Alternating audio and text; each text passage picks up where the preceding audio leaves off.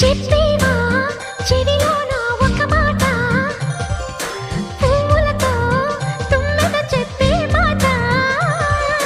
నీ చిరునవ్వు సాక్షిగా తాజ్ మహల్ నాదట, నీ పెదవంచు సాక్షిగా షాజహాను నేనట. నీ తీయని ప్రేమకి నా పెదవే నజరానా, నీ బయటకి నేనిక బానిసనే నెరజానా.